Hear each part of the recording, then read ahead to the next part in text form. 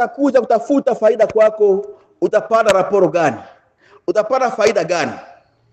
Ndani ya maandiko matakatifu ya kitabu ya Mathayo sura 11 mstari 12 mpaka 16 tuambia inatonesha kama mti pasipo kuzaa matunda utatupwa, utakatwa. Yata kwa leo mpendwa, ndani ya kazi ambayo anakuja kutumikia Mungu, Mungu anapotafuta faida kwako, anapoangalia haone faida kwako, anasema atakata huu mti sababu hauna faida. Amen. Watu wengi wamekuja kanisani ili kutafuta baraka, lakini hawajui wapitie wapi ili wafikie baraka. Nataka kuambia ndugu mpendwa, leo nakuongelesha juu ya njia ya baraka. Amen. Watu wamekuja kutafuta neema ya Mungu ili Mungu awaguse, ili Mungu awaponye, ili Mungu awabariki kwa njia mbalimbali, lakini hawajui wapi watapitia ili wafikie baraka za Bwana. Kuna mara ndugu mpendwa, umetumika kazi sote ya kusha mihogo, ya kusha miini, ya kusha kalanga. Amen. Na wakutabiria kama upokee duka. Amen. Amen. Ndakwambia ndugu mpendwa, sasa hii duka ambayo wakutabiria utafikia kiwango gani? Utafikia kwa njia gani? Ni pale ambapo tutataka kuongelea njia gani utapitia ili ufikie kiwango kupokea ile ambayo Mungu alikuahidia. Ni njia gani? Je, ni kwa madhaifu yako?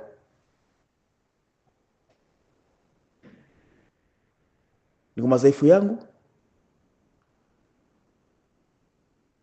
Ni kujisifu kwako? Amen. Ni pale ambapo leo utagusia njia ya baraka. Njia gani ambayo utapitia ili ufikie ile ambayo Mungu alikuahidia juu ya baraka zako. Bila kuchelewa utasoma kitabu ya Samueli wa kwanza. Samueli wa kwanza sura 2 na mstari wa 12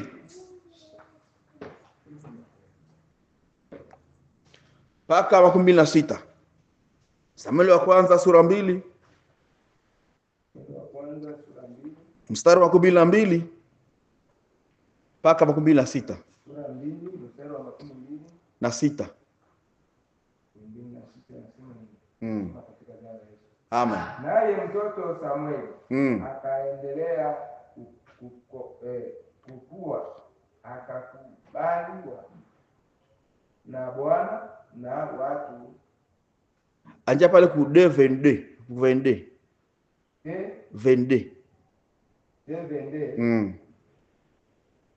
nasema nini? Tunasoma katika jina la Yesu. Nasema basi Eli akakuwa mzee sana, akisikia habari za mambo yote wanawake waliotenda. Basi Eli alitumika kazi ya Bwana, na ndani ya hii kazi alipata uzee, akatumikia Bwana. Waisraeli wote, na kulikuwa wakati aliposikia mambo yasiyoendeka ndani ya kanisa la Bwana. Eli alikuwa kuhani wa Bwana. Kulikuwa wakati alitoka akachia mtumishi wake Samueli ndani ya kanisa ili alichunge. Na Eli mahali alipokuwa akasikia habari ya kama kanisa limechafuka. Namna alivyolala na wanawake wenye kutumika kwa mlango wa hema. Amen. Amen. Kuhani Eli aliacha watoto wake ndani ya kanisa. Amen. Ili watumike kazi ya Bwana. Lakini watoto hawa hawakutumia kazi ya Bwana, walikuja kuharibu vijakazi, walikuja kulala vijakazi ili waharibu kazi ya Bwana. Akawaambia, kwa nini mnafanya mambo kama haya? Akawaambia, kwa nini mnafanya na mambo kama na haya? Maana ninasikia habari za matendo yenu. Alisikia habari, shaka pale pardon mtumishi. Alisikia habari ya kama watoto wake wameharibu vijakazi wa Bwana. Niko natakwambia ndugu mpendwa, kumbuka ile pale ambapo Mungu alikuweka. Mungu hakukuweka mahali pale ili ukuje uharibu kazi ya Bwana. Kristo alikuweka mahali pale ili utumike kazi ya Bwana. Lakini itakuwa ale kwako ndugu mpendwa, unapofika kanisani pale ambapo Mungu alikuweka, kazi ambayo Mungu alikupatia ufanye, unacheza nayo. Amen. Na Mungu anaona yote. Na kuna siku Mungu atakuja kuuliza, kazi, kwa nini umeharibu kazi yangu? Acha usome. Kwa watu hao wote sivyo wana wangu, kwa maana habari ninazosikia si habari njema. Amen. Mnakosea watu wa Mungu. Kuhani Eli aliposikia hakunyamaza kimya, alishuka ili akuje aulize watoto wake na waonye. Akawaambia, kwa nini kazi yangu, kazi ya Bwana wangu mmeharibu? Mbona nimesikia ya kama mmeharibu kazi wa Bwana? Hii jambo sikupendezwa nayo ndugu mpendwa. Hii jambo kunifurahisha wakati nilisikia umechezea hekalu la Bwana kwa tendo lisilofaa. Amen. Angalia ndugu mpendwa, hawa watoto walifanya usharati, walifanya uzinifu na watoto wa Mungu. Niko nakwambia ndugu mpendwa, uzinifu ambao unaangalia kwako sio uzinifu tu wa kulala wanaume, lakini uzinifu ambao unaangalia kwako ni ule mpango mbaya ambao unafanya ili uharibu kazi ya Bwana.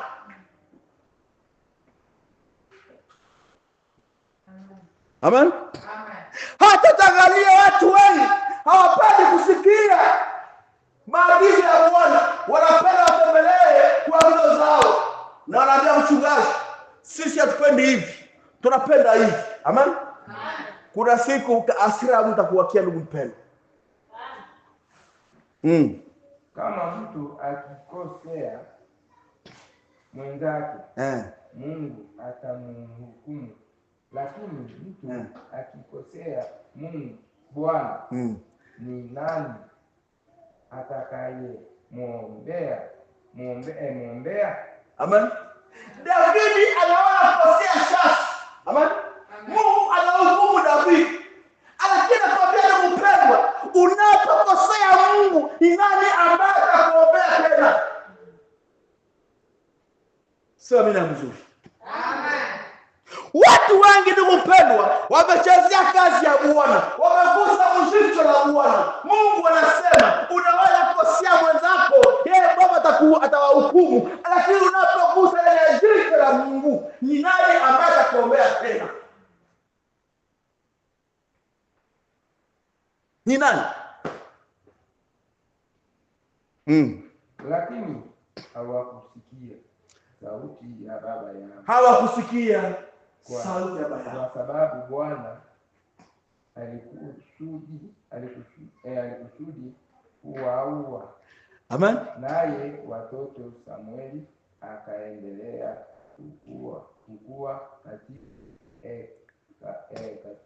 kukua akakubaliwa na Bwana na watu wote vile vile. Amen.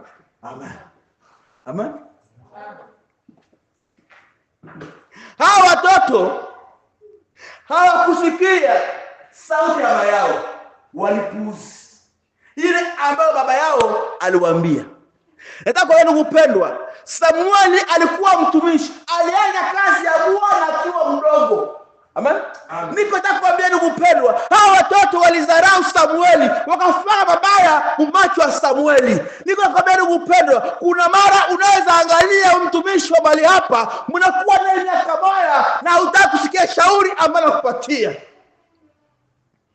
Kuna siku moja Mungu akasema, hasira ya Mungu iliwaka juu ya watoto wa Eli, basi juu ya kutokusikia ile ambayo baba yao aliwaambia, na akafanya na akawaua.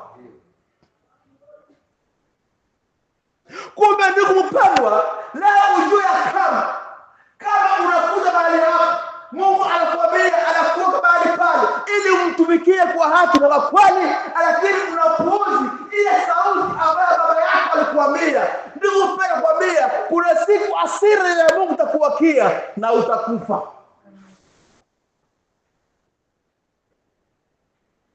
Tuende wapi na kazi ya Bwana? Tuende wapi na kazi ya Bwana, ndugu wapendwa?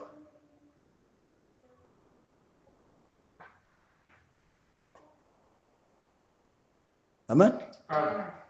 Mungu amekuweka mahali hapa ili mtumikie kupitia nyimbo, ukuwa mwimbaji. Mungu amekuweka mahali hapa ili mtumikie kweli yake.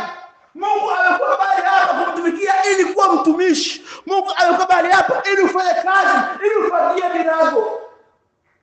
Lakini ufanye, eske umesikia ile sauti? Eske hauipuuzi? Kumbe ndugu nataka kuambia kama hausikie sauti ya Bwana ile ambayo ikuja ya kazi, kama usikie, kuna siku hasira ya Bwana itakuwakia. Hata watu wengine wanapopuuza sauti ya Bwana na itaji zao, Mungu hawezi kujibilia, sababu watembea sawa na desturi ya Bwana. Na Mungu anafunga milango. Ndipo tangalia watu wanaomba, Mungu anataka kusia mgongo, sababu hawakumbuke ile ambayo Mungu aliwaambia. Wamepuuzi kazi ya Bwana bali mpajana la kanisa. Utaangalia kama mtoto wa kanisa hitaji maana kwa ile kumi, ukachukua ile haupata shibu. Ni kwa sababu ndugu pendwa, hautembee sio maagizo ya Bwana. Amen.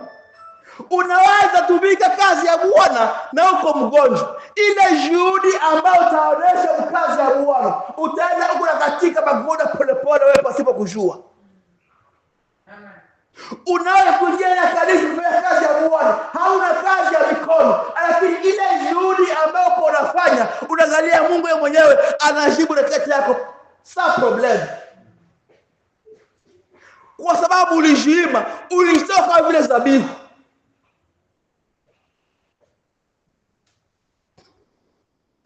Soma pale ku 29. Sababu kwa 29. Yule Samuel. De 29. Nasoma katika jina la Yesu. Amen. Basi ina rafiki ya mwana Mungu niko nasinzia. Nitasomea kisomo wima. Jana tunasema hivi, kwa sababu gani basi mnakanyaga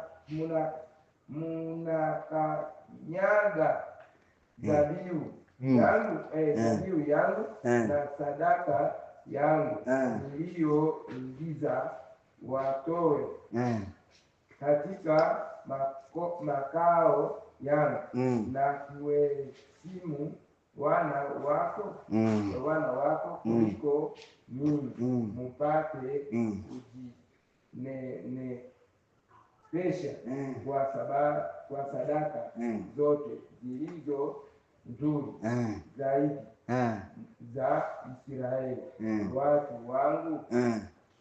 Kwa sababu hii Bwana Mungu wa Israeli anasema, kweli nilisema nyumba yako na nyumba ya baba yako wataendelea mbele yangu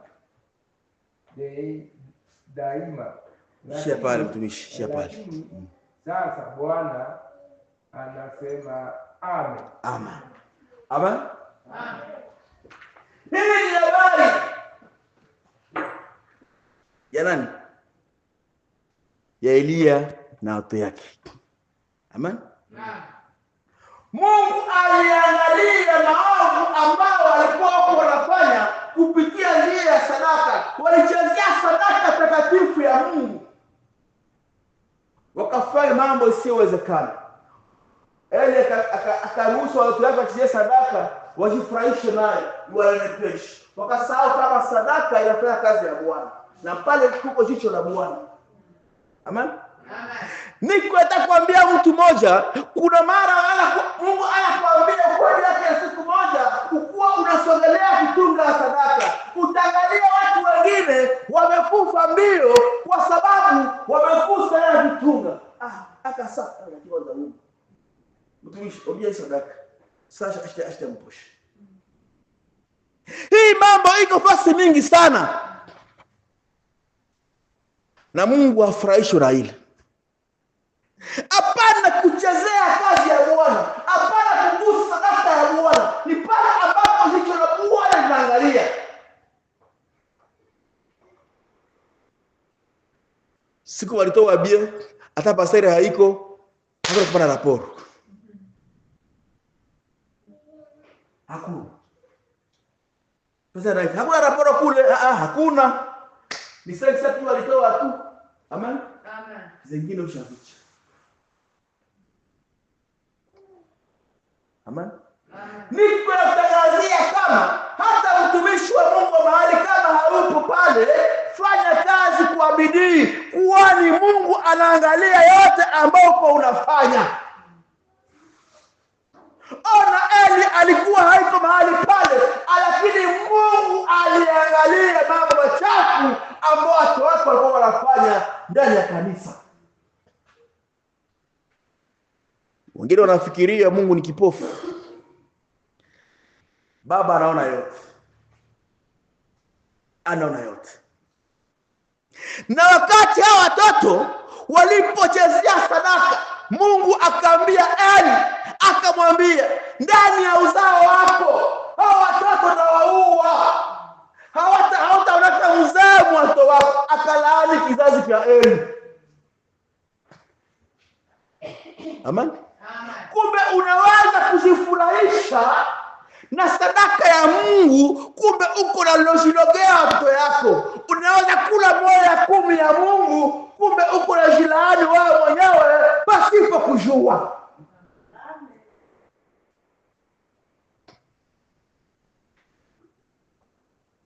Amen.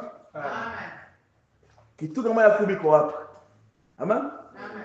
Utaangalia mwezi naisha tunarudia vile. Konte zero. Amen. Kumbe Mungu iko na kuangalia ile ambayo unakula, sio yako, ni ya Bwana. Mungu anaangalia, huyu mtu ananichezea, acha na mimi ninamlaani na kizazi chake. Ndiyo maana utaangalia mfamilia yako, muuzao wako, mnakuwa maradikio, unajiuliza kwanza walikurogea watoto, akasema walikurogeaka, kumbe ni wewe mwenyewe uliloga uzao wako.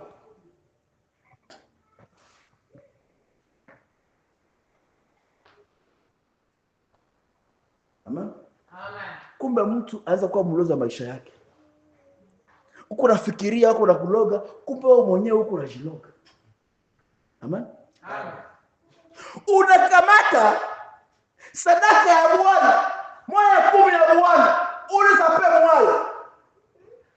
Fanya vile unataka, Mungu anakuona. Fanya yeye unapenda, Mungu anakuona. Kula makuku kitu unataka, Mungu yuko naona.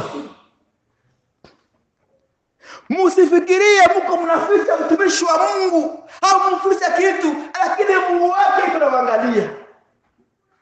Na wakati utapigiwa pigo, unakusema sasa mnyombe basi kwa watu wangu, wewe ndio mloza maisha yako. Wewe ambao kunashiloga, tuache kushiloga ndugu mpendwa. Tuache kushiloga kuiba Mungu. Amen. Erikia. Uko nasikia? Unasikia? Hata unaweza kuwa mtoto wa mtumishi wa Mungu, una haki mbele ya Mungu nawe pia kwa kupata sadaka ya Bwana. Tuko na kazi. Haupatani mabudu. Mungu akubariki. Amen. Ile wakati uko unatolea Bwana, hauibe, uko unajibariki wewe mwenyewe na uzao wako ambao utakuwa. Baba yako sasa kamalisha kazi zangu. Yesu afanya kazi. Sasa na wewe kesho yako tayarisha. Hautayarisha njia ya kuimba Mungu. Lakini utayarisha njia ya kubariki Mungu.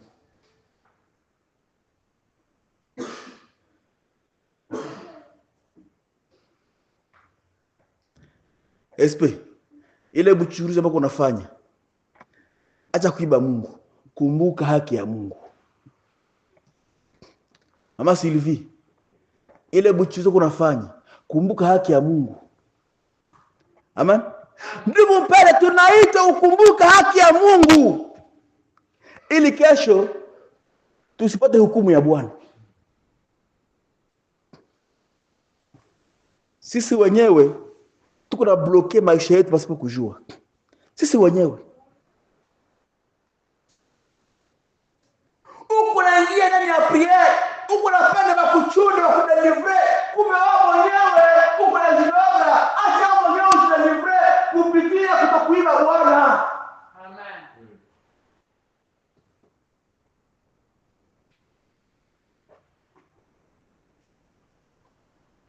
Soma Kumbukumbu la Torati.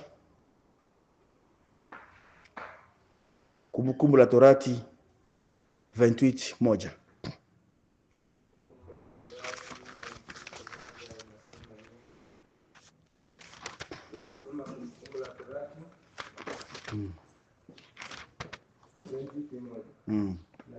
Tunasoma katika jina la Yesu. Amen. Tunasoma katika jina la Yesu. Amen. Na itakuwa kama utasikiliza kwa bidii sauti ya Bwana Mungu wako, Bwana Mungu wako, kuangalia kufanya maagizo yake yote ninayokuagiza leo, Bwana Mungu wako ataweka juu kuliko mataifa yote ya dunia. Na baraka hizi zote zitakufikia na kukupata kama utasikiliza sauti ya Bwana Mungu wako. Tatu, utabarikiwa mjini na utabarikiwa shambani. Nne, uzao wa tumbo lako utabarikiwa. Amani shawa pale. Uzao wa nchi yako na uzao wa nyama yako, mazidio ya ng'ombe zako na wadogo wa kondoo zako. Tano, kitunga chako kitabarikiwa na chombo chako cha unga. Amen. Amen. Amen. Na itakuwa kama utasikiliza. Hawakwambia itakuwa kama unazarau. Itakuwa kama unasikiliza sauti ya Bwana Mungu wako, yale ambayo anakuagiza. Ndugu mpendwa, Mungu atuagiza nini? Tusiibe, tusiguse ndani ya sadaka yake. Na itakuwa ndugu mpendwa, ukisikiliza sauti ya Bwana Mungu wako, utabarikiwa. Utabarikiwa. Bwana Mungu wako atakuweka juu kuliko mataifa yote ya dunia. Amen. Kuna wengine wanabarikiwa, kuna wengine wanapewa adresi, kuna wengine wanajenga mamonima, ni kwa sababu walijua kusikia sauti ya Bwana. Amen. Kama mtumishi wa mahali hapa leo amekuwa na adresi ya kanisa, ya hema la Bwana, ni kwa sababu alisikia sauti ya Bwana. Je, angedevia hii mambo yote, angedevia hii franga yote ya sababu yake? Je, babu mahali hapa? Lakini alisikia sauti, alisikia sauti ya ule Mungu ambaye alimuita ndani ya kazi, akasema amjengee nyumba. Hakuangalia tumbo, siko na tumbo, hana tumbo. Hakuangalia tumbo, hakuangalia lolote, lakini alisema kitu ya kwanza, nitasikia sauti ya nani? Sauti ya Bwana. Nitashika agizo la Bwana. Amen. Amen. Hakudevie misia ya Mungu kwake, hakuidevie, alishimama. Amen. Na Mungu amemshimamisha. Utaangalia wengine wa kanisa leo ni wapangai. Hata watu wako wanatoa juu ya majengo, lakini wanaangalia tumbo zao, hawaangalie kazi ya Bwana, na wanabaki wale wale. Amen. Kanisa ngapi zinapanga huko? Unafikiria hawapeleki frank? Frank zinapaniwaka, wanakula. Amen. Na historia yao inabakia chini chini. Lakini kama Mungu amekusudia mtumishi wa mahali hapa ajulikane, apandishwe, ni kwa sababu alisikia maagizo ya Bwana Mungu wake. Amen. Nawe ndani ya biashara yako, ndugu mpendwa, kama unapenda uinuliwe, kama unapenda ubarikiwe, amen, acha kuiba Mungu.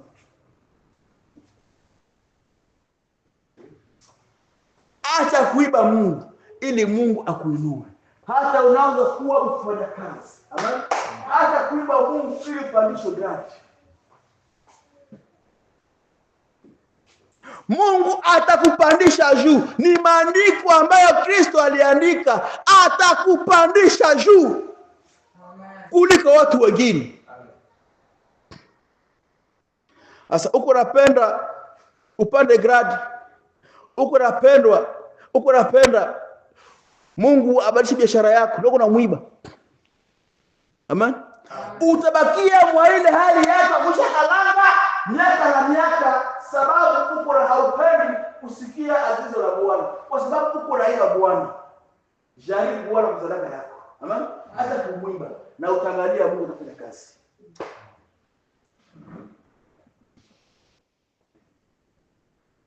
Agizo gani Mungu amekupatia na umetimiza? Agizo gani Mungu ambaye amekupatia na umetimiza? Kabla wewe kudharau.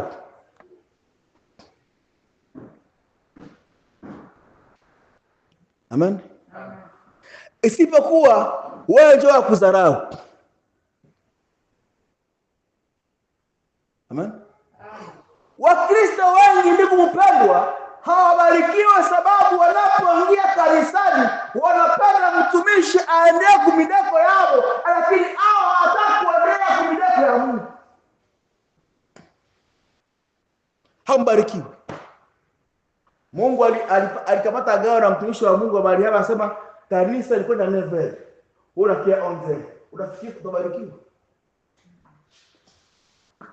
Amen. Amen. Unafikiria utabarikiwa? Suneba Mungu pale. Amen. Amen. Mungu alikamata agano na mtumishi wa mahali hapa, anasema mkuje tukamate kipindi cha Pierre siku fulani, lakini wewe unajipatia masababu. Unapenda mtumishi wa Mungu akufuata njoo kwako. Unafikiria utabarikiwa? Tuwe basi ndugu mpendwa kwa kusikia sauti ya Bwana ambaye atuita. hapana kuitia kutembelea kumideko yako, hapana kutembelea kumideko ya jamaa yako, hapana kutembelea kumideko wasio watu gani, itia kutembelea kumideko ya Bwana Mungu wako. Mtu wa nje hawezi kuvunja kazi yako ya Bwana, hawezi kuvunja kazi ya Bwana. Amen.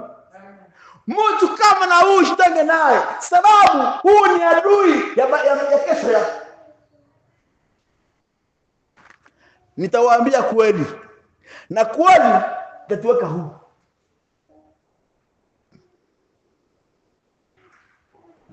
Amen. Unasahau muda wa kanisa, unasahau siku ya kuomba muda Mungu wako jinsi alivyokuagiza, lakini jirani yako, lakini ndugu yako anakutaka kuweka kwa Bwana na kupatia sio vitu siyofaa.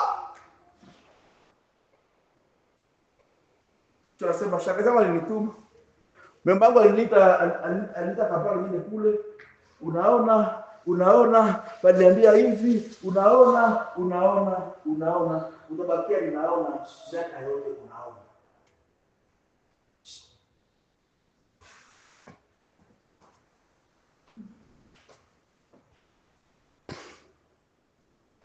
Tuache kujipatia masababu sizo na maana. Sababu maandiko iko wazi. Anatuambia tutabarikiwa mjini, utabarikiwa shambani, uzao wa tumbo lako utabarikiwa. Amen. Kumbe wanja mlango, kumbe wanja parti ya benediction ya uzao wako wewe pasipo kujua. Lakini unapozarau sauti ya Bwana, utakuwa wewe mwenyewe umezarau, yani umezarau Mungu. Na pale wanatuambia unapozarau muumba wako, naye atakudharaulisha kuliko jinsi ulimdharaulisha. Tazaraulisha. Amen. Atakudharaulisha ndugu mpendwa. Ndio utaenda kuangalia ulikuwa mwimbaji, manyimbo zile ishe mabesi za mandali. Unaona nilikuwa mwimbaji, nilikuwa guitarist, nilikuwa drummer, nilikuwa napiga soprano moja hivi, mnakumbuka ile wakati yangu? Amen. Mungu amekudharaulisha. Uko naibesa muradi mbesi za mandali. Anakudharaulisha. Sababu gani? Na wewe fani umemudharaulisha. Lakini Mungu wako aliyekuumba unapomheshimisha na ule uimbaji wako atakutia mbali, utatoka hata Lubiria, unaangalia kumikutano ukimtukuza Mungu na kwanza baraka aliyopendwa. Amen.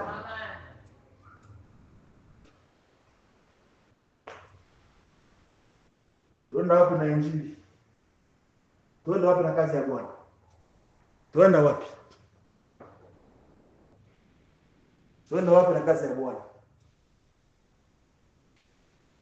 Amen. Utaangalia kanisani, muongozi anakuwa ule di premier trataye. Ora Mungu alikupatia sauti ili uitumikishe. Unasema mwebaje limba hapa? Ni mbele wale. Salimba hapo mlisikia. Waobaji wa mbele. Wahubiri wa mbele. Amen. Acha na wewe kuwa mbele utukufu ya Bwana.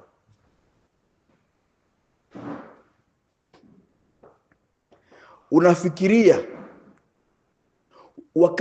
wakati muongozi anashimama mahali hapa kuanza mwezi yengine na ngine inaisha, wewe uko pale kitako,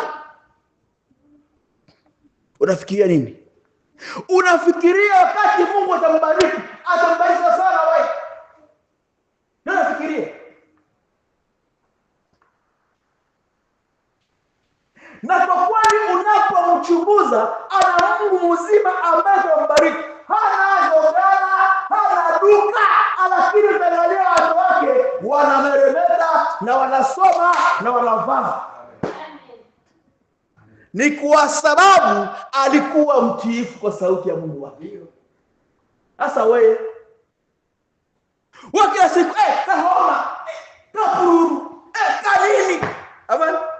Si usikaze, sogelee Mungu, mtumikie kizazi kinachofaa, na hii yote itapita.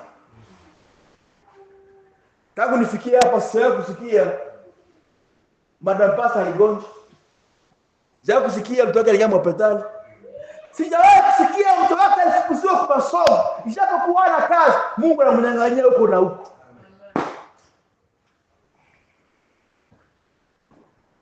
Sasa wewe.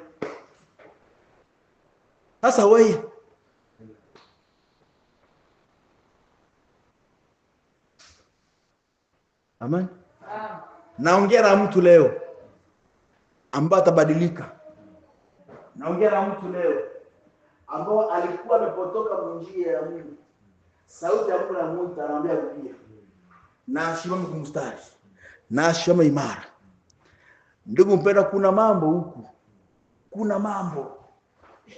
Utaangalia watu wanapopotoka mwanano wa Bwana, Mungu anawadharaulisha. Uko fasi niliomba wananitabiria, asema soma kitabu fulani. Kitabu hakikisha na Biblia. Nikasema Mungu amewasabote kabisa. Kwa sababu umefanya mapenzi yenu, umejinua nyinyi wenyewe. Ona lazima aje wasabote sasa. Kupana maujumbe za bongo. Hii jambo ile nilipata jana. Paka nikanungunika sana. Ukuelekeza watu njia ya Bwana. Ukuelekeza watu kutakwenda kwenda mbinguni. Ukuelekeza watu alakini wanajipandisha. Na Mungu anasema nitawadharaulisha sasa. Nitapata profesi za bongo. Amen. Bwana yako jiko na kubloga. Jirani yako jo mlozi. Siwe nini. Unagombanisha watu ili kalike msambalani. Mungu anakudharaulisha. Amen. Na watu wa Mungu wanapogundua kama Mungu anafanya amen, watakuzomea, watakukimbia, hautapata watu tena.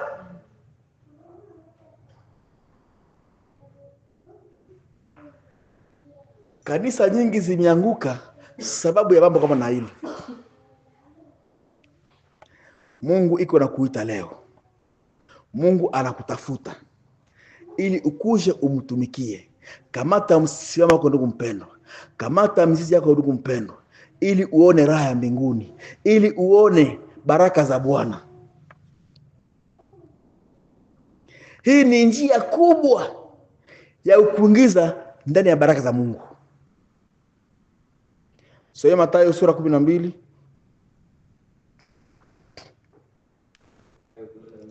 Trande.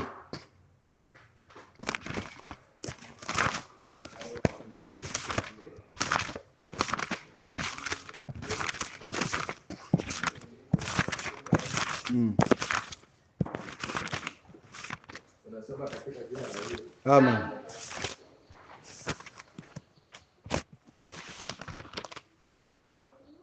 Naambia Mathayo anasema hivi, na kila mtu atakayesema neno juu ya mwana wa watu atasamehewa. Lakini mtu yeyote anayesema juu ya Roho Mtakatifu hatasamehewa wala katika ulimwengu wa sasa wala katika ule unaokuja.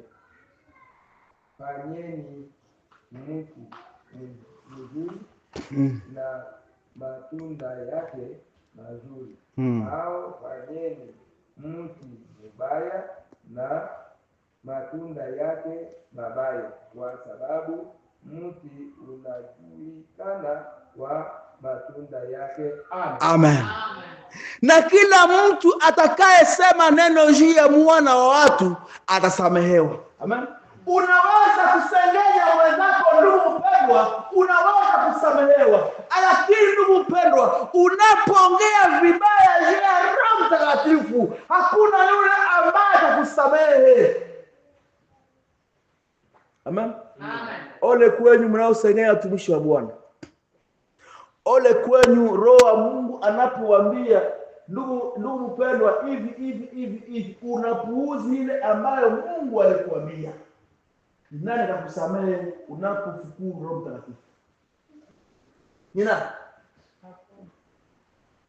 Amen. Si kwa bure Roho wa Mungu ameshuka na kukuambia kama uko mwizi, uko na haribu sadaka yake. Si kwa bure ndugu mpendwa. Iko Roho mzima ambaye anashuka juu yako. Sauti ya Bwana shuka leo juu yako ili kuambie. Itakuwa ole unapopuuzi hii sauti. Ni nani atakusamehe? Hakuna. Lakini ingelikuwa heri ndugu mpendwa kusikia sauti hii na umetre a pratique, ili upate kubarikiwa, ili upate neema ya baraka za Bwana Mungu wako. Amen. Nitaomba na mtu mmoja. Amen.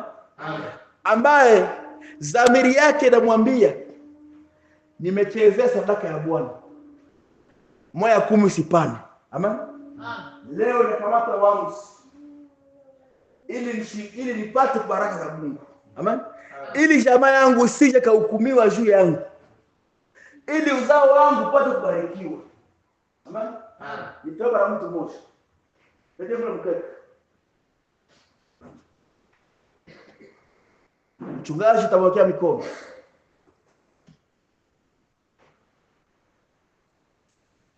Yule ambaye amesikia sauti ya Bwana.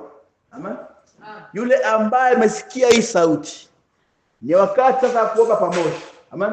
Ili Mungu amsaidie. Kuna kitu kingine unaanza ukashindwa sababu kuna vitu ambavyo vinakukalia. Na anayepewa funguo ya kufungua iko mchungaji wa kanisa.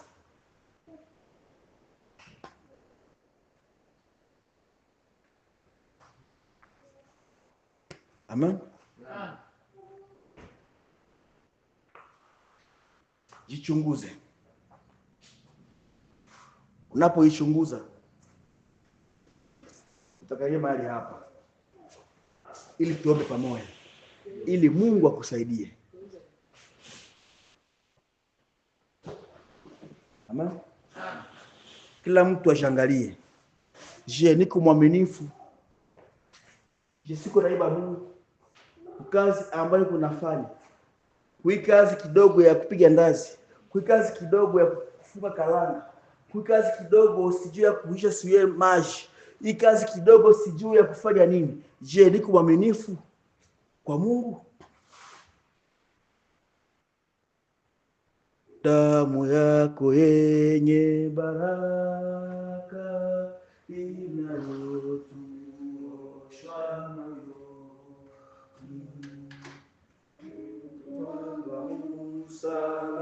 msalabani, Bwana Yesu alipokufa, nastahili pata hukumu, na siwezi mimi kujiosha. Unioshe katika damu, bali pate kuwa safi kabisa. Safi safi kwe. Tuko tunaimba na kwanza nasogea itumombe. Safi safi kweli, unioshe katika damu, tuipate kuwa safi kabisa.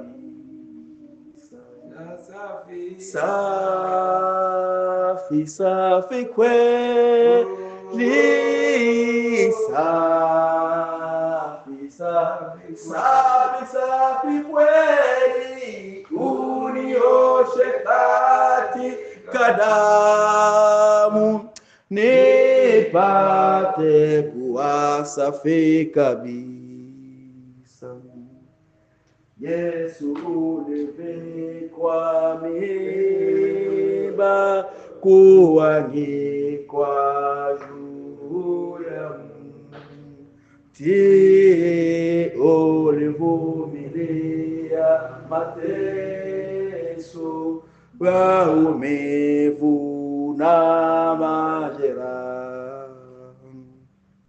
Nataka kijito hicho nene nikasafishwe sana, unioshe katika damu, nipate kuwa safi kabisa. Safi, safi, safi. Wa kwanza asogelee murago, tunataomba. Karibu. Safi, safi kweli, unioshe katika damu, nipate kuwa safi kabisa. Baba, kweli nina makosa, moyo wangu wa udhaifu, mimi mwenye dhambi rohoni, nitaona wapi Mwokozi? Yesu, kwako msalabani, naja ninakuamini sasa, unioshe katika damu, nipate kuwa safi kabisa. Safi, safi, safi, safi. Karibu kusogelea madhabahu, karibu ili tuombe. Safi, safi kweli, unioshe katika damu, nipate kuwa safi kabisa. Bwana, nimefika karibu, unilinde kwako milele, ufungue kila kikamba, unijaze moyo mwenyewe, na karibu ya msalaba nitakata kufa kwangu, unioshe katika damu, nipate kuwa safi kabisa. Safi, safi, safi, safi kweli, safi, safi, safi kweli, unioshe katika damu, nipate kuwa safi kabisa. Karibu mchungaji, usogee mahali hapa, na yule ambaye atakawa kwanza tayari apite mbele na muombe.